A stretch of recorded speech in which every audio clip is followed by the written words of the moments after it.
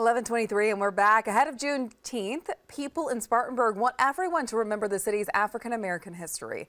Last night, members of the community got to hear from local neighbors who lived through the civil rights movement. This was part of a panel that hosted by the city called Reclaiming Spartanburg's Black History. Organizers there say that Juneteenth is about recognizing a part of history that is often too difficult to discuss, and while celebrating progress and moving forward. I think it's important to have something for everyone in the community.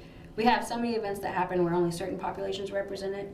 This one is here for people in the entire community, something for everyone to enjoy. And I think, especially with it being Juneteenth week, that we have to acknowledge our history in order to be able to move on past the history.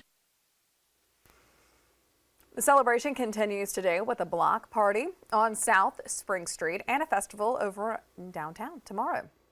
And we do have a full list of Juneteenth events, and there are a lot on our website at foxcarolina.com. I encourage you to go check those out.